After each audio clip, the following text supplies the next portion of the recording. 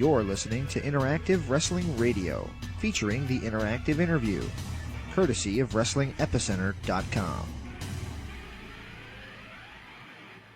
Joining us on the Newsmaker line right now is a former MLW World Heavyweight Champion who joined us about 3 years ago, shortly after he signed his contract, and boy, he's had a journey since then. Of course, I'm talking about Alex Kane. Are you with me, sir? I am with you. Such a pleasure to have you on, sir. And like I said, last time we spoke, we were kind of just getting to know you. We didn't really know much about you.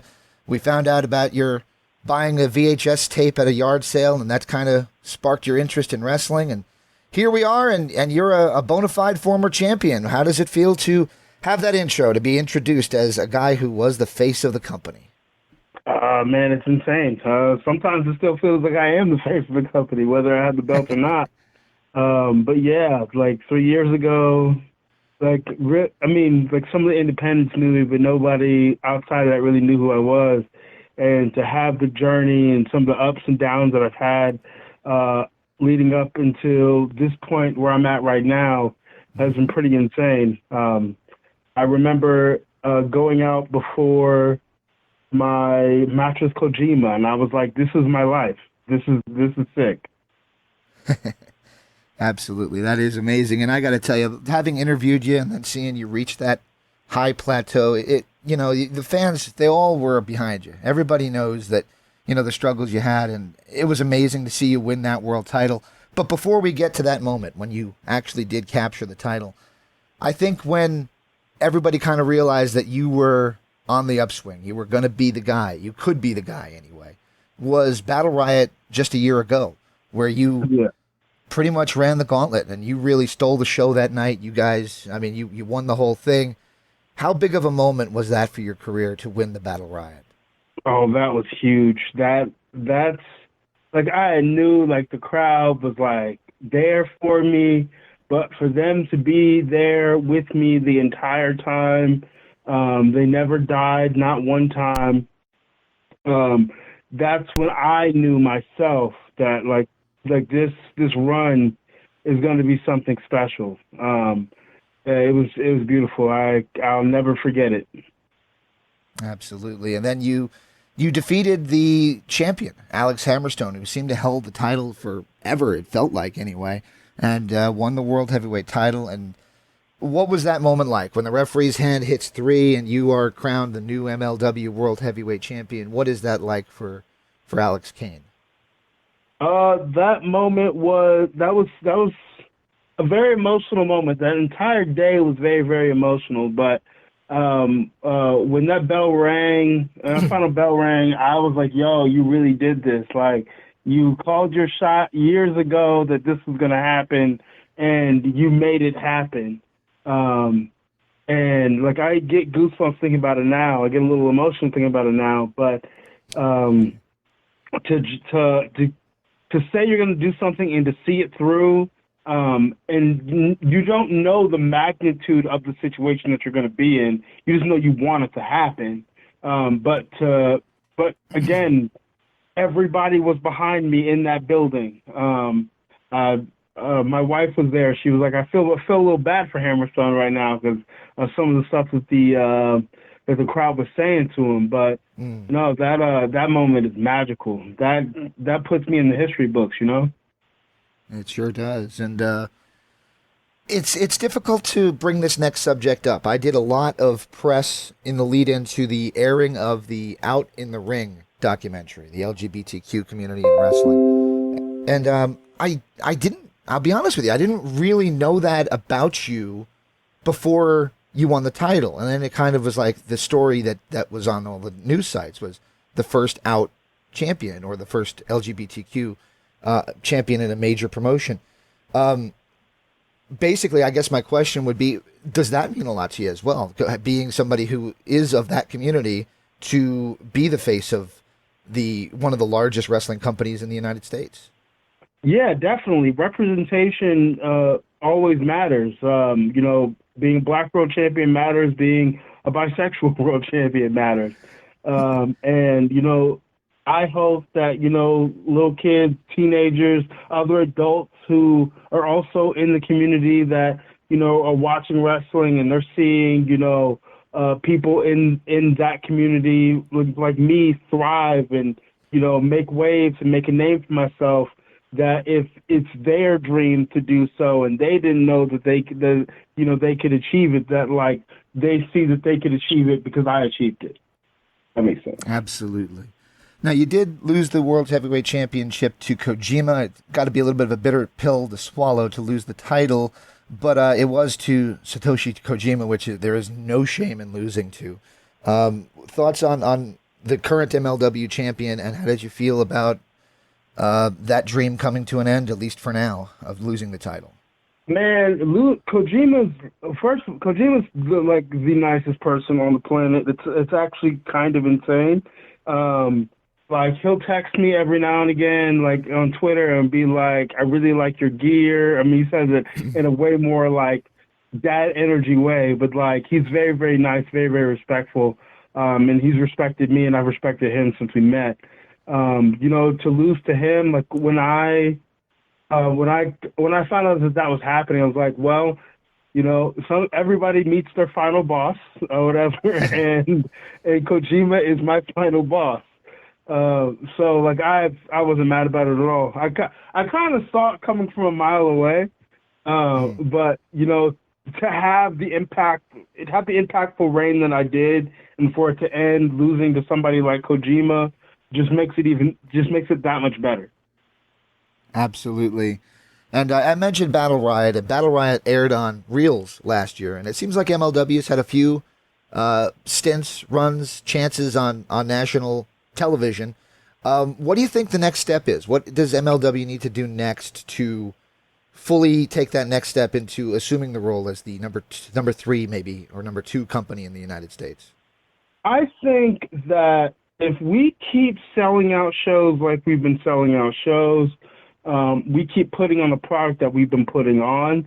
I think somebody with some TV money is going to see this and be like, what have you guys been doing? Like, we got to get this out there. I think it's just a matter of time. And a lot of these things are about timing. Like Reels was really cool.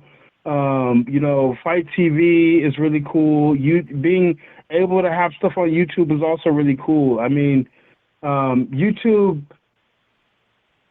though, as big as YouTube is now, like, I mean, you may not even need to really be on TV, but it would be cool to be on like somebody's national television platform. But I mean, it's just going to come a time. I just think we need to keep doing what we're doing because it's obviously working, and just ride it out.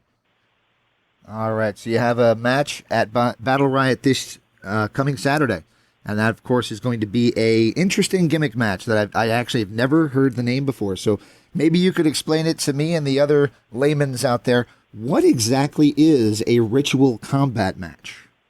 So in order to become captain of the Boomai Fight Club, I get constructed a match, and it's essentially just a no holds barred, anything goes, win by any means necessary kind of match.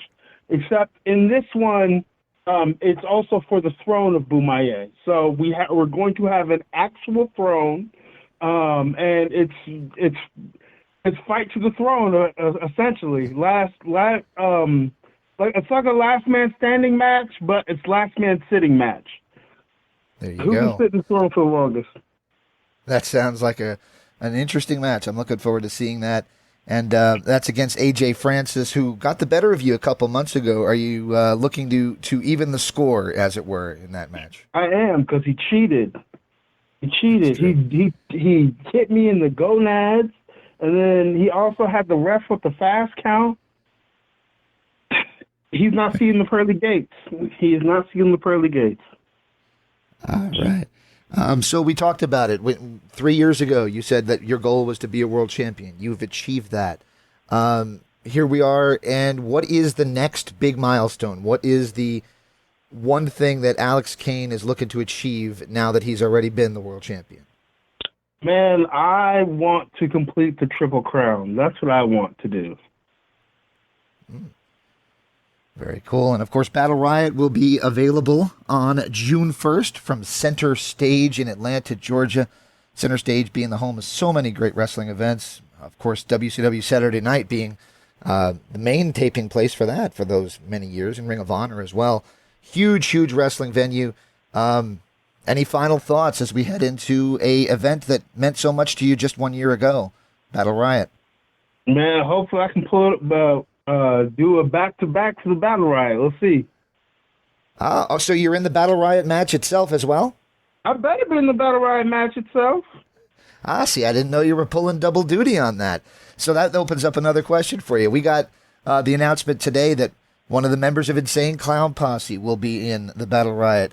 We know a cast member of Cobra Kai, who was Stingray on the show, will be in there.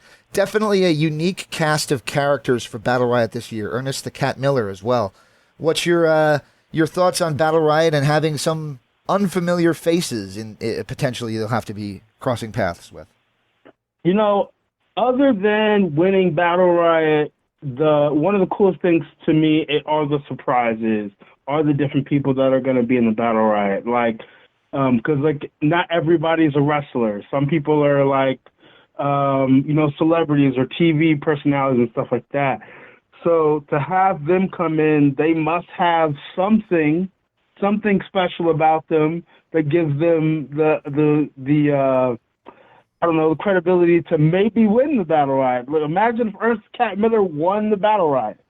That would be cool. That would be cool. It would be interesting. It would be cool to see Ernest the Cat Miller, get that kind of a big spot in 2024. So, I'm excited. But, with all that fun stuff being said, any of them, and I mean literally any of them, get in my way, I'm throwing them over the top rope. All right. Well, I wish you the best of luck. Like I said, I spoke to you 3 years ago, and that story about the videotape, it for whatever reason, I've been doing this 22 years now. Little stories like that kind of stick in your head, and that one definitely did. So when I've been watching you on MLW and seeing your success, it's kind of like, you know what? I know that guy is genuine. He loves this, and your success is something that I guess me as a fan and an interviewer takes pride in and loves seeing success for you. So congratulations on every one of your achievements. Thank you. I greatly appreciate that. All right. Hey, before I let you go, because I know you got to do another one of these in a moment, do you mind if I ask for a favor from you? What's up? Can I ask for a station ID just saying this is Alex Kane and you're listening to the Wrestling Epicenter? Yeah. All right. Do you want me to do the whole countdown? I babbled over you. I'll shut up now. This is the Suplex Assassin, Alex Kane, and you are listening to the Wrestling Epicenter. You got it, man. I appreciate you. Thank you, Sean, as well, and I'll let you guys get on to the next one. Sorry for the delay in getting started here. No, you're good, bro.